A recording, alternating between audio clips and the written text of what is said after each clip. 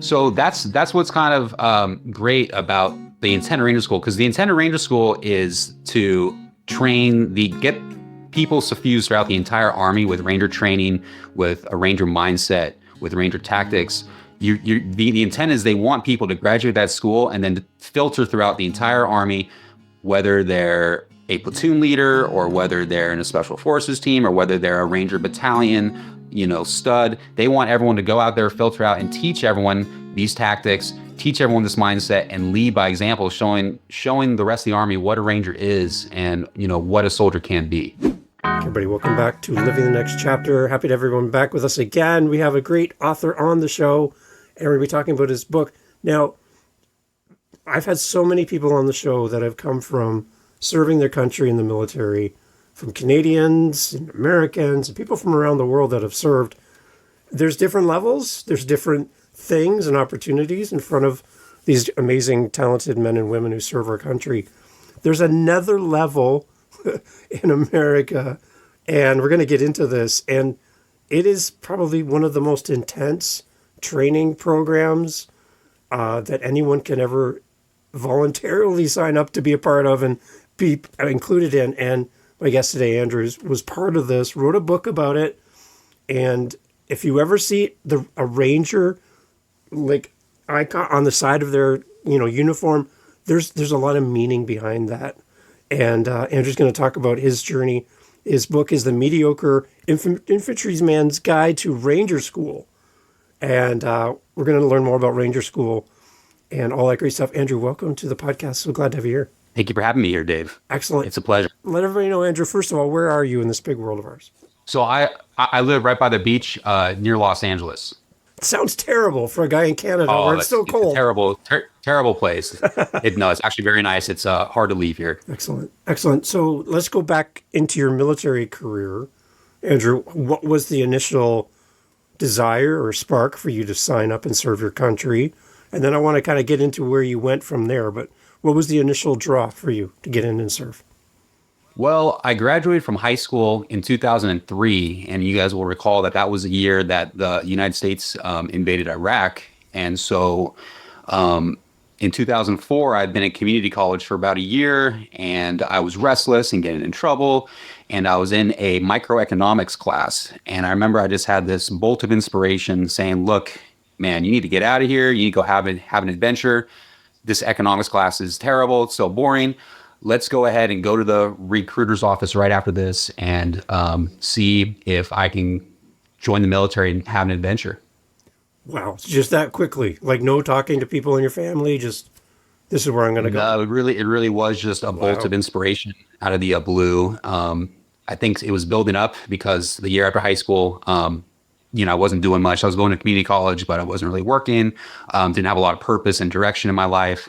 I'd been in my hometown my whole life. So I got this itch and I just had to go. Amazing. So where did you start your military career? Like where did you start serving? So I joined the Army and I joined the Army Infantry. So we went to basic training at Fort Benning, Georgia. And then after that, completing that, I was assigned to the 4th Infantry Division at Fort Carson, Colorado, where I spent a year training before I went to Iraq my first time. So give us some context, because we're going to get into Ranger School compared to when you first enlisted. What's it like kind of walking on base? For somebody like me who's never done this, I'm a little nervous. I see videos of like a bus full of people and somebody comes on and they're very loud and they're yelling at you to get off my bus and let's go. Like it's just like you're thrown into the mix. So that scene that you're describing there is the kind of archetypal basic training entry scene where you go from civilian to the world of the military, and it's a very abrupt shift. And it's like you described. Yes, you're going to go from that world of being a civilian doing whatever you want to getting on a bus with a bunch of strangers you don't know with shaved heads, and then having big scary men yell at you and introduce you to the unique, savage and crazy world of the U.S. military. Is there an underlying reason why that's your first introduction to serving your country? Like, it feels very scary. It is very scary. I think that's for a purpose because the military will often say this, especially in things like basic training where they have to mold a civilian into a soldier. They have to break you down before they can rebuild you back up. They have to break old habits. They have to break your old identity. It's really an immersion into a new life. And so they have to make that shift abrupt, and they really have to kind of almost kill off the old civilian inside of you so that they can create a soldier. And I can see, based on my conversations with past guests who have served our country, and again, thank you for all the amazing service you've done for your country. There's stories that happen once you've gone through the process and you've been stationed somewhere and you're in the heat of it. That kind of training will keep you alive and keep the people next to you alive because you're serving along with your brothers and sisters, and you're accountable not just for yourself. You're accountable for your team, and everything that they're pouring into you from that moment on the bus to the moment your boots hit the sand in another country, it all comes back to be your tool chest to keep you alive and to keep those around you alive. So it's super important that you understand how to work in a team, how to not be so self-sufficient and focused on yourself. There's a lot of things that you need to unlearn, right? Coming on base. Absolutely. You have to learn how to be a member of a team, to sacrifice your own needs for those of others, and more importantly for the mission. And it takes you have to, it's a steady process. It's a gradual process. Every training program class doesn't start, well, not all, I'll say some do, but they don't start with a 12-mile ruck march right out the gate. They do a 2-miler or a 4-miler and then a 6-miler. It's a steady process of getting a person inured to struggle and hardship. Because it is the infantry life in particular is a very tough life where you're not sleeping a lot. You're operating in very harsh, dangerous environments like Iraq, where it can be over 110 for months on end, and you're wearing body armor that weighs 40, 50, 60 pounds every single day. So if you were a civilian off the street thrust into that environment, the odds are it's probably going to physically, mentally, or spiritually break you. Mm-hmm. So it takes a lot of training to inure a person to endure the hardships required. And the military, you're always on a time schedule. So yes, they have to make the training very meaningful, very purposeful. You never want to waste a minute if you can. There are those times when you hurry up and wait, but an efficient, productive unit will always make sure that someone is training and learning, because as you said, when you get to the actual operations in a combat zone, you want to be ready. So talk a little bit about the building you up part, because we kind of been focused on the breaking you down part. What kind of stuff happens behind the scenes within team, with all of your cohorts that are all on the same level as you starting out? How do they build team back into you over your training period? Well, they basically present you with challenges. Hopefully they start small and grow larger as you go. Challenges that at the time seem difficult or impossible, but then when you work as a team, you somehow get them done, or things somehow transpire and the terrible day is over at some point. But every time you kind of conquer one of these challenges, one of these missions with your team, you grow closer. You grow more used to work with each other. You know what capabilities everybody has, what capabilities you have, what you can bring to the team next time, what you need to work on. So it's just a constant process of improvement. The one thing I noticed too when I watch all the videos, because again, I haven't experienced this and I don't know how I would fare, I got to say, I don't know how I would do. But the one thing I hear and I watch is when you see somebody new on base first time, and they bark out a command at this new recruit, and they are so timid and quiet. And they're like, I can't hear you. And they're like in their face, and they're like screaming right in their face to get them to use their voice. Yeah, their man voice. Why is that so important? Well, because especially in a job like the Army infantry, where your job is to close with, engage, and destroy the enemy, you have to be aggressive. You have to be assertive. You can't be meek. When bullets start flying, bombs go off, they don't want people that are going to hunker down and be timid and weigh decisions for 5 hours. They want someone who is going to step up, be willing to issue commands, be willing to put themselves out there, be a presence for others to follow. And basically, you have to step out of yourself. That's one thing I really enjoyed about the military in particular, is that they encourage and allow you to be yourself, to be loud, to be a presence in a room, which is very rare in civilian life, I would say, unless you're a Fortune 500 CEO or a big famous trial attorney. you very rarely get the chance to really put yourself out there aggressively, strongly, and just be a force of nature. And so they want soldiers like that. They don't want timid people. And they want people to speak loudly and be heard. And it's a crazy trait, because most people in the civilian world, they don't want to do that. They want to have their eyes down, get to work, not be loud, not be noticed. But the military prizes that in people. Okay, so between the time that you went through your initial, getting through basic training and getting stationed, where did you serve before you went into Ranger School? Where did you go? So I went to Iraq for a year-long tour. We were in a place called Diyala province, which is a little bit to the north east of Baghdad.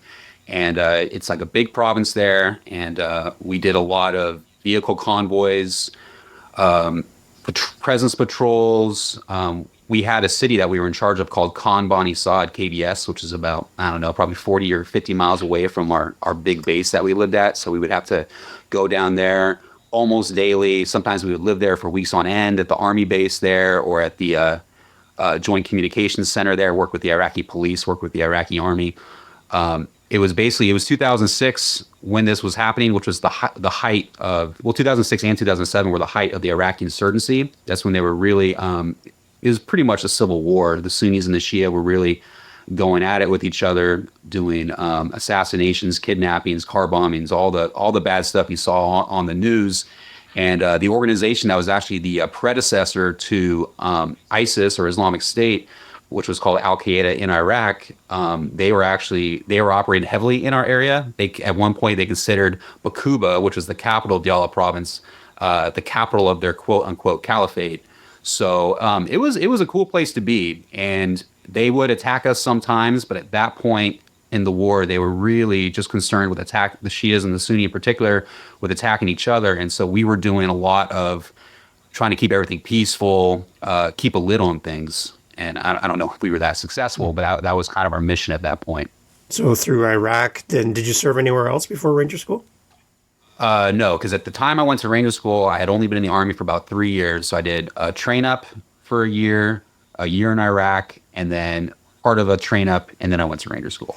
So for those people who have no idea what Ranger School is, in comparison to what we just talked about for like basic training and all that level, comparison to your first, boots on the ground at your base to then going to Ranger School, can you compare it to something else like kindergarten versus college? Like, what can you give us some other parameters that we can understand? What's the difference? So I never put it in those terms before, but if I always thought of Ranger School as kind of getting a master's in the infantry. Okay. So I guess you could call it basic training, let's say high school, community college. Okay. And then when you go to your unit and you get your unit training with all your squad leaders and your team leaders and everything, that's really your, like, I guess that would be like your undergrad. And once you kind of go through a year or two with your unit, 1 or 2 deployments, I'd say you're like a full-fledged infantryman at that point. And then Ranger School would be, I'd say in that, with that analogy, it would be kind of like going to get your master's in the infantry. The level of seriousness and the level of impact on your body and everything else is a little different, though, for Ranger School, right? Well, Ranger School purposely is intended to really break you down. Like in basic training, they have that dynamic, especially in the first week or two, where they try to break you down. But they're not trying to break you down to the point of you approaching mild starvation and severe sleep deprivation. They're gonna let you sleep 5 or 6 hours a night in basic training, whereas in Ranger School, they might give you 1 or 2 hours or 0 hours of sleep, depending on where you are in the course. And basic training, they'll sustain, it's rigorous and it's going to test you and push you, but Ranger School takes everything to the next level. So it's just, there's a lot of similarities, but they don't want to break you down. They don't want to break you to the point of you leaving and quitting in basic training. They want to get kind of everyone through as much as possible. Whereas Ranger School, if they break you and you have to leave, that's perfectly fine with them. That's almost what they want. You mentioned to me when we first chatted, there's a number of people that started when you started, and then there was a number of people that remained with you near the end. Kind of what's the breakdown? Like how many people started at a given time, roughly? And how many people were there for you? Yeah, so pretty much throughout the entire history of Ranger School, ever since it was created in the early 50s during the Korean War era, there has been pretty much averaged out, it's always a 50% failure rate. Wow. 50% of the people that attempt Ranger School will fail it. And that means a lot because most people that go to Ranger School are already phenomenal soldiers and athletes. Most of them have been training for months, if not years. They've been vetted by their units. They've been trained up by their units. They've most likely gone through something called a pre-ranger course, which is almost like another phase of Ranger School that most units make their soldiers go to just to get the right to start Ranger School. So, sorry, I lost Yeah. track. What was the question again, Dave? Yeah, just the idea of like how like, I guess let's go for a little further. How do you get into the Ranger School? Like, is it you're volunteering to sign up, or did somebody tap you on the shoulder and say, Andrew, you're going this way now? Well, everyone that goes to Ranger School is a volunteer, Okay. but there's different levels of volunteering. Like for me, I got to go to Ranger School on a very lucky whim. We were in the middle of training up for my second tour to Iraq. Some of my boss's third tours, but that's another story. We were in the middle of that, kind of getting ready to go in a few months, and just randomly, our battalion a larger unit got a couple slots to go to Airborne and Ranger School, and my platoon sergeant at the time basically pulled me into the office and said, "Goldsmith, would you like to go to Airborne or Ranger School?" And I said, "Yeah, sure. Airborne School would be great. Let's go." And he said, "Okay, great. Go get your physical." And on the way to to the hospital for my physical, one of my buddies just said, "You should just go to Ranger School instead, Goldsmith. Why not?" And I thought about it for about a split second in my head and said, "Yeah, sure, Hunter, let's do it." And so I go back with my physical paperwork in hand, go to the platoon sergeant and say, "Hey, look, actually, I don't want to go to Airborne. I'd rather go to Ranger School, Sergeant." He said, "Oh, that's great, Goldsmith." And I said, "Well, how much time do I have to prepare?" He said, "Well, you got about 3 weeks before the course starts." And then, so at that point, I was fully committed. I had 3 weeks to train. And yeah, 3 weeks later, I was showing up in the morning with zero sleep and getting ready to start Ranger School. And they move you around through the training. You're not in one location the entire time, right? Correct. Ranger School really three phases. They have the first one is at Camp Rogers and Camp Darby. The first week is called Rap Week, and that's where they just try to get as many people out of there as possible. And they really put you through a ringer for about a week. And then you can do your initial training down the road at Camp Darby. And then once you complete that phase, if you complete that phase, then they send you up to Mountain Phase, which is near, it's Camp Merrill, and that's near Dahlonega, Georgia, up in the kind of North Georgia mountains, a very pretty area. Very pretty and very cold and very brutal. And then the third and final phase is the Swamp Phase, which takes place in Florida. And it's called the Swamp Phase, and that's by the coastal beaches and swamps by the Panhandle there. So you're dealing with different climates, different weather, everything in your training as well, on top of what the physical aspects of what you're doing. That's correct. And actually back in the earlier days of Ranger School, I believe like in the 70s, 80s timeframe, they used to have a fourth phase of Ranger School, which is a desert phase. Oh. But they phased that out a few decades ago for whatever reason, probably just to make the course a little shorter and save money on trucking everyone out to the western part of the United States. So what is the draw for men and women to go into this? Like, what is the result that people are expecting by going through the training and going through Ranger School? So when you go through Ranger School, if you successfully complete it, you earn what's called a Ranger tab, which you mentioned earlier. It's something worn on the left shoulder. It's kind of an arced piece of fabric, and it says the word Ranger on it. And that's what you receive at the end of the course. And people that wear a Ranger tab on their uniforms are set above their peers when they go back to their units. When they go to lead their first platoon, if they're an officer attend the course, even if they're a very elite Green Beret that already has their Special Forces tab, considered gods among men in the infantry. Even when they get a Ranger tab and they come back to their units, it sets them apart from people who don't have it. It's basically kind of a badge of accomplishment, of achievement, saying, this person has been through this rigorous, standardized course that has existed for decades to prepare soldiers for combat. A very elite course that very few soldiers get to go to. Only 1,000 or 2,000 graduate a year out of an army of 500,000 people or whatever it is. And it really just sets you apart as someone who can lead in very austere circumstances. Someone who who has a little more than their peers to offer in terms of enduring the struggle and leading when times are really rough. So you go through Ranger school, you get your tab, then what? Then where do you go from there? So that's what's kind of great about the intent of Ranger School, because the intent of Ranger School is to get people suffused throughout the entire Army with Ranger training, with a Ranger mindset, with Ranger tactics. The intent is they want people to graduate that school and then to filter throughout the entire Army, whether they're a platoon leader or whether they're in a special forces team or whether they're a Ranger battalion, stud. They want everyone to go out there, filter out, and teach everyone these tactics, teach everyone this mindset, and lead by example, showing the rest of the Army what a Ranger is and what a soldier can be. So you're in effect the tide that raises all ships. That is one of the intents of Ranger School. Yes. Okay. I like that. Okay. So on the cover of your book, you show an image of the Ranger tab. Is that similar? Is that similar to exactly what it is then? Right here. There you go. So no, this right here, this is actually from a photograph of a real Ranger tab. This is exactly what it looks like, okay. And you'd wear that on your left shoulder. It's quite a bit smaller than it is right here, though. Okay, so that's okay. Now, the title of your book, though, when you talk about people pre-planning to go through Ranger School and training, the pre-training to do the thing, and here you are walking into your superior's office saying, I'll do it, and you go 3 weeks later. Your title of your book, The Mediocre Infantryman's Guide to Ranger School, give me the perspective of why this book and why that title. I'm interested to kind of see, let's go into a little bit more about the book now. Yeah, so, I wasn't an elite soldier. I was just your basic infantryman. And I would say even a mediocre one because I was a mechanized guy. We would ride around in Bradley fighting vehicles, and, we don't ruck march as much as guys from the elite 82nd Airborne or 10th Mountain. We're just regular old infantry guys. We don't jump out of planes.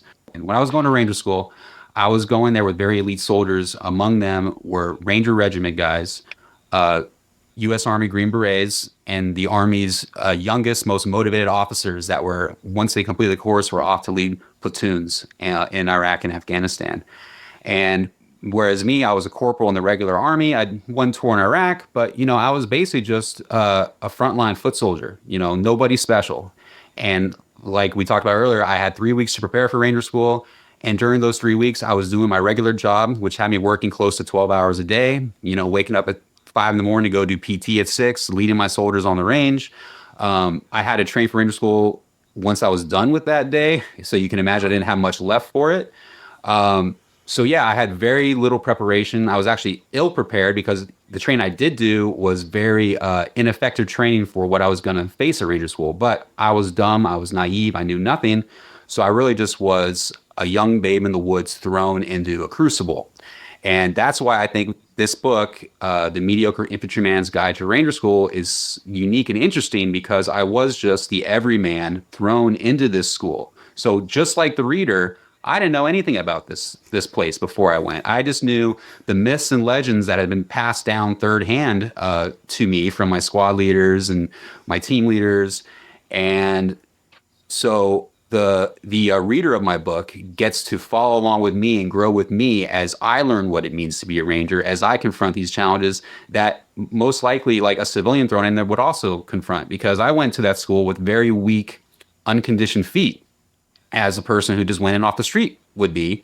And I paid the price for that. My feet were macerated by blisters within the first few days, and I had to endure several weeks of having every single step I took be a painful nightmare. And especially when you're wearing an 80-pound rucksack, that's not a good feeling to have to walk all day every day with macerated feet. But anyway, yeah, this story is about the everyman going through an experience that usually only elite soldiers are going to go through. And so you get to see all my frailties, all my weakness. You get to see me really get pushed to the brink of failure. I almost quit in the book.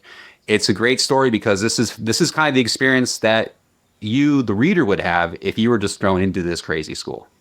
And there's probably parallels from your story that could relate to a different situation that we may find ourselves in, to find that fortitude within us to keep going when everyone's telling us we don't belong there, or where everyone else is better prepared than you are.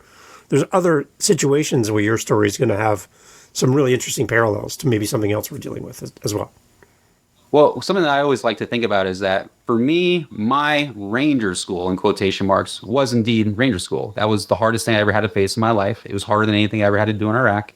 But for other people, especially if you're not a soldier, your version of ranger school might be something completely different. You know, someone else's version is going to be their dad dying of cancer, or losing a child, or getting incredibly sick and having to go through chemotherapy. You know, it's whatever your ranger school is. It's the situation that puts you at rock bottom in life, that gives you a choice of, am I going to quit, or am I going to find a way, a reason, a purpose to rise above this challenge and overcome it? What's your hope for a reader?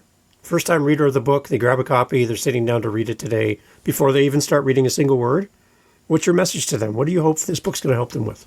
So my message for readers of The Mediocre Infantryman's Guide to Ranger School is that you don't have to be exceptional to do exceptional things. You just have to endure. You have to have fortitude. You have to find a purpose for the suffering. And if you have a purpose, if there's something great that is going to come through you enduring the suffering, then you can do it. You can find the strength. And but that's kind of the deep purpose. I also want readers to just laugh. Like, this book is a funny book because it shows someone who you know, part of my French is an idiot, you know, totally unprepared, going through these courses that crush Green Berets, and making it work because he has a good sense of humor, because he kind of is quick-witted, because he's a good judge of human character. And I also think readers are going to enjoy this book because there's so many great secondary characters in this book too, and people are going to recognize these versions of these characters in their office space. If they're in the military, they're going to recognize these guys as members of their own squad. Like, the guys that went through the school were almost more than the elements, more than the ranger instructors crushing me. The interactions I had with my fellow teammates, my fellow rangers, really taught me a lot of things and made the course valuable. Tell us about an example, a moment where you just felt like you're in the wrong place. This is not worth my time. I shouldn't be here. There's all these other people well more prepared than I am. I'm struggling. They seem to be thriving. A lot of people are going to identify with this situation. What was an example from Ranger School, and how did you find the power to keep going?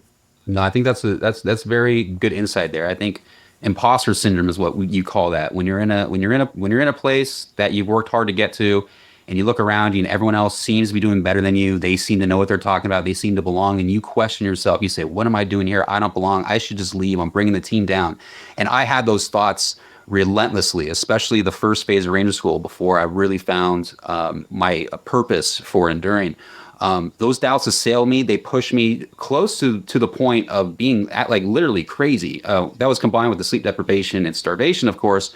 But these thoughts were having me contemplate things like, hey, look, if I just jump off this ridgeline here, land at the right angle, break my ankle, they'll have no choice but to kick me out of this course. Or, oh man, if I punch that annoying guy in the face that I hate so much right in front of the ranger instructor, they'll have no choice but to kick me out of here. Like, these thoughts would run through your mind relentlessly. And you would have to have the other voice, you know, it'd be an angel and a devil on your shoulder almost. And you'd have to have the angel on your shoulder say, no, you got to endure. You know, you belong here. You made it so far already. Keep pushing through. But meanwhile, there's a devil on your shoulder saying, nope, you don't belong here. You're weak.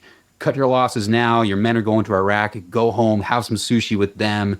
You know, get ready for your second tour. You're wasting your time here. And you have to, I mean, that part of the struggle is learning to identify which one of those voices you should listen to and not give in to weakness. And if you have a reason to be there, believing in yourself. And it took me the whole course of that school to really believe in myself, and that was one of the values of this course. One of the things the reader will take away with them, hopefully, is that to earn something worthwhile, it takes a lot of struggle sometimes, but usually in the end it's worth it. And you know, when you're an old person, you're looking back on your life and you're thinking about, you know, the great things you did. It's funny that most of the great things, at least for me, maybe other people are different, but I think about the times that were brutal at the time, but now I look back on them and they're so sweet, and they're what I talk about when I'm with my friends. It's those hard times that really kind of forge you as a person and shape your character. So you said your purpose kept you going forward. What was your purpose? So I don't want to reveal too many secrets to the book Okay, here. good. Don't do that. Okay. Yeah, let's leave that. Oh, that's a good. That'll be answered in the rock bottom chapter, one of my favorite There chapters. you go, everybody. Now you got to buy the book. That was a great. That's a great moment, Andrew. I love that. That's great. So you go through Ranger School. What does graduation look like from Ranger School? What happens?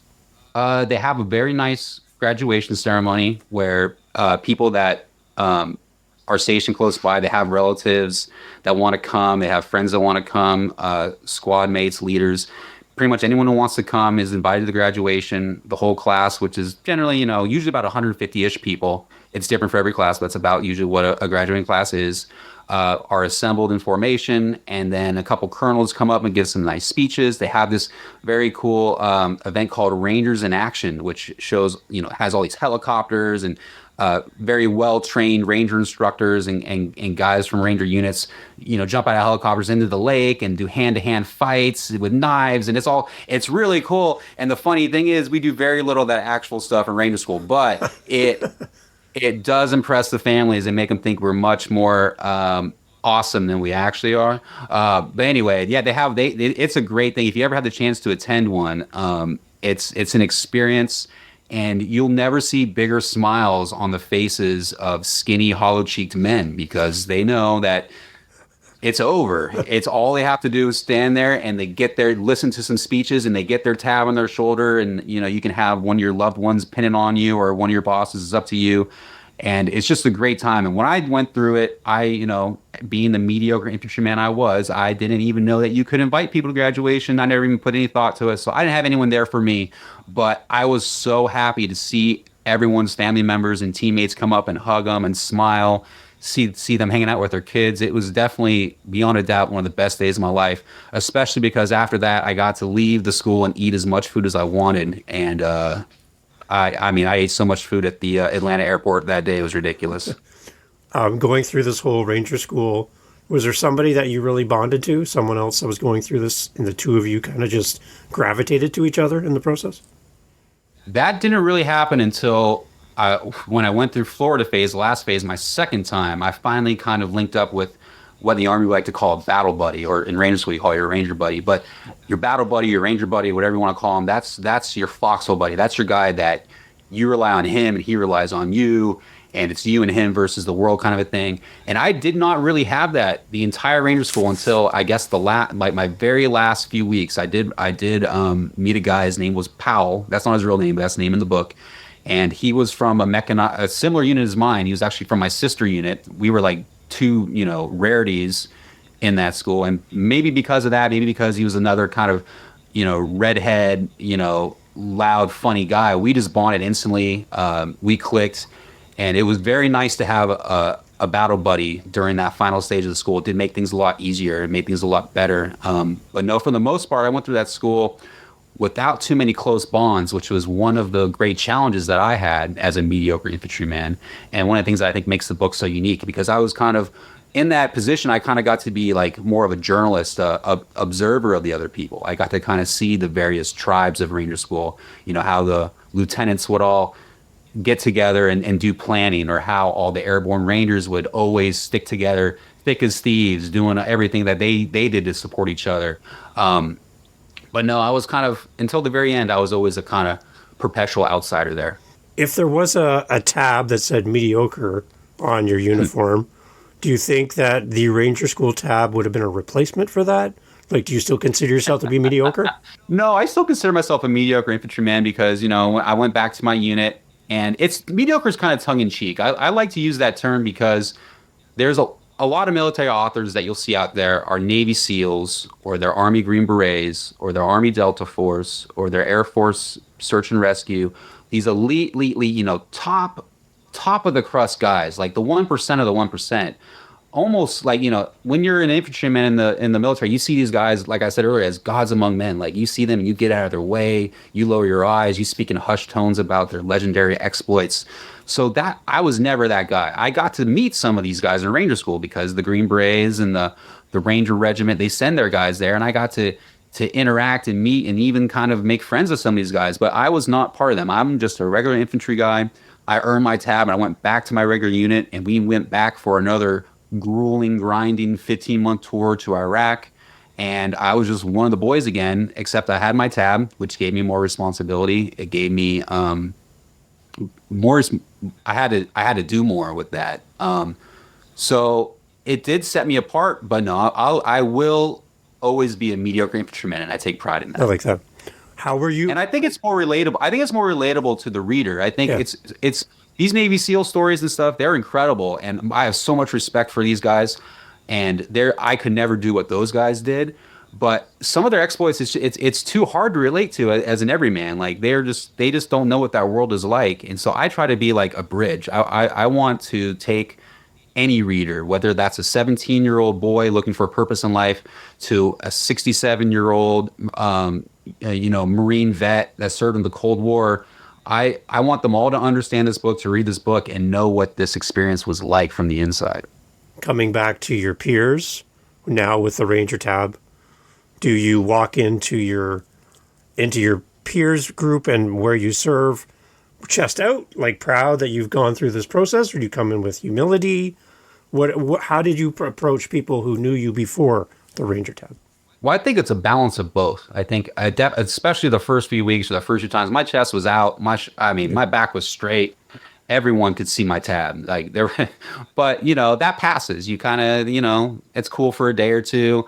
But if that becomes the be all end all of your existence, if that's you can't just rest on your laurels. So no, you have to balance that with humility. To me, the best leaders always have that balance of not being too hard, not being too soft, right in the middle. It's you got to be proud of your tab and what you did, but you have a mission to do. There's more to do. You're probably gonna have greater challenges in your life.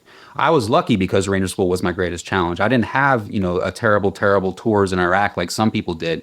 But some of the guys that I graduated with undoubtedly went on to see intense combat in Iraq and Afghanistan. And assuredly, some of them died. I know some of them died. And it's hard to get in touch with these guys. They're very hard to track down on Facebook. But I mean, no doubt, they saw some terrible things that made Ranger School pale in comparison.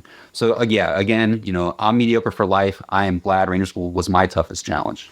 We have listeners that listen overseas, serving on bases all around the world, who listen to the podcast, especially when someone like you comes on to talk about your story.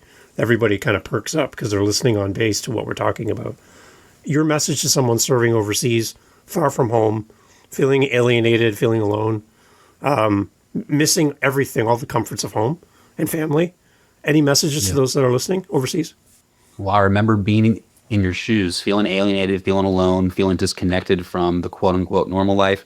But as they used to tell us, and as I will reinforce here, normal life goes on without us, and we're not really missing much. When you're overseas, when you're serving your country in a foreign exotic place with a little bit of danger, a little bit of mystery, a little bit of not knowing what's next, you are living a genuine life. You are having experiences that you will be telling your kids and your grandkids about. And it's a rare chance to really reflect and learn who you are, to learn who you want to be, what you don't want to be. I had one of the best parts about my military life was all the time when you're on guard, just to sit and think about what you want to make your life. All the times you can sit when you're waiting for a flight or something, you can just sit and read a book because you have nothing to do.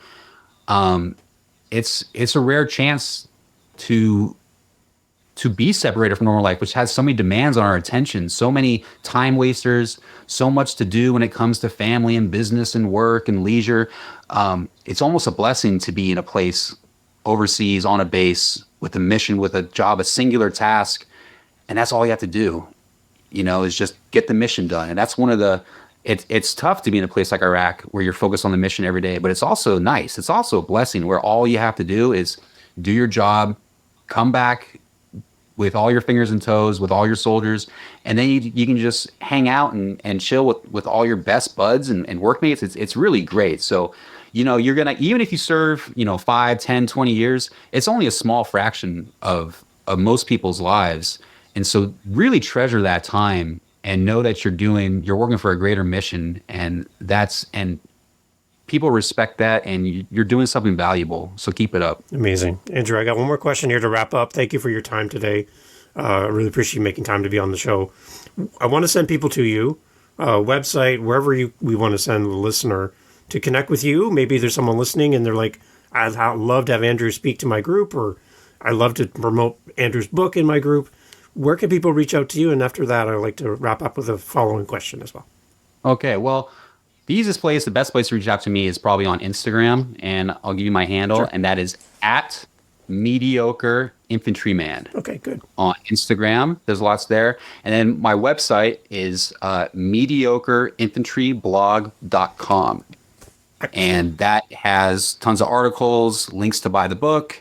The book is available on Amazon. If you just search for The Mediocre Infantryman's Guide to Ranger School, it'll pop up on Amazon.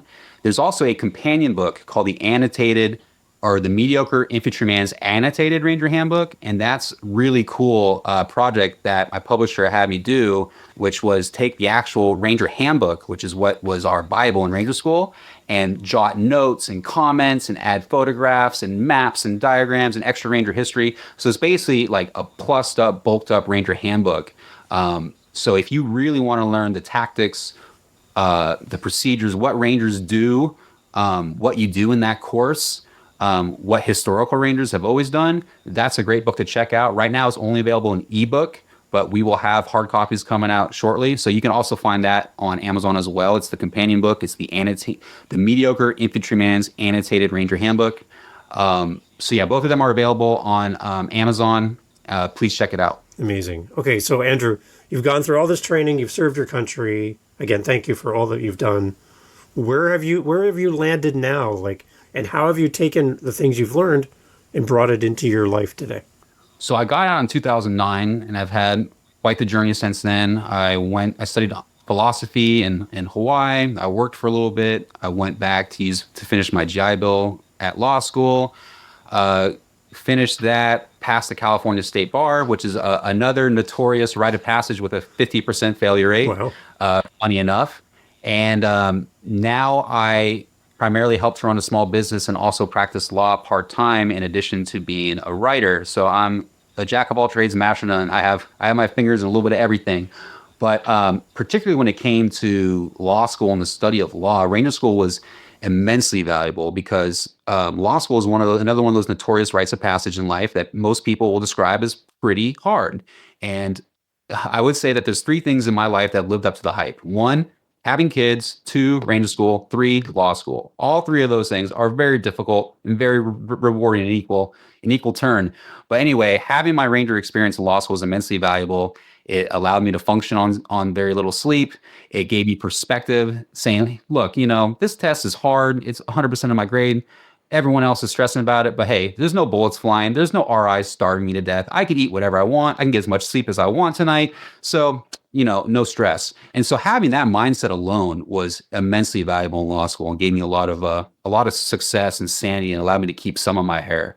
And also raising kids. In some ways, it's hard for me to understand how people without military experience can even do it because, I'm kind of a nerd of sleep deprivation, doing random dirty missions at all hours of the night because the military helped me train for that. So to all parents without military experience, you guys are the real elite soldiers. You deserve a parenting tab or something for you. You deserve a parenting tab for sure. I love it. Andrew, thank you so much for doing this again. I keep reinforcing it, but for people to volunteer to come out of civilian life and go in to serve their country, to put their life on the line, to serve with men and women around you and support your country, keep us safe. Thank you so much. I just think when I see someone serving in the military, and I just feel compelled to come up and thank them and just acknowledge them and not just pass them by. Just the look of them and them being proud of what they do and how they show up in this world. I just liked honoring that on my show as well. So to you and everyone that's listening that are serving or have served, I just want to say thank you. You're very welcome. Thank you for the support. We all appreciate it. And if I was 20 years younger, I would do it again because it was an incredible experience. And to any young people out there, looking for a mission, looking for a purpose, looking for a way to pay for their school, I highly recommend it. It's really was a great experience. Amazing. Everyone, all the information for Andrew and the book, everything we talked about, all included in the show notes. You can click right there on your phone and go straight to Andrew. I'd love for you to reach out to Andrew, let him know that you heard the episode. And if you're going to Ranger School, you now have 2 resources in your hands that you need to get both of these books and study, because Andrew's giving. I wish I had these books. Right? It would have been so helpful. And toughen up those feet, everybody. Don't punch anybody. Toughen up those feet. Don't punch anybody, and don't break your ankle, and you'll do fine. Absolutely. Thank you very much, Dave. Thanks, Andrew. Hey, thanks for listening to the podcast. Glad to have you here. I just want to let you know that you can always find out what we're doing live in the moment by going to our YouTube channel. Head over to livingthenextchapter.com. There'll be a link right there. Head over to our YouTube channel. Make sure you like, subscribe, do all the things that all the YouTubers love to say. And in our YouTube channel, a couple things. You're going to get advanced listens. You're going to get the episodes that we're working on in real time. So we record and post daily on our YouTube channel. I'd love for you to give us a follow over there. As well, we're making playlists. We have over 500 episodes. So finding the right episode for you, we're trying to group things into playlists. So if you like children's books, if you like business, you like historical fiction, we're grouping our authors together to make it a little easier for you to find your favorite next author. So head over to livingthenextchapter.com. And again, I'd love to hear from you. Hearing from the listeners of the show is great. And I just want to say thank you for being a part of the podcast family. And I look forward to having you back for the next episode. Thank you for being here. I really appreciate your time and your listen. Take care.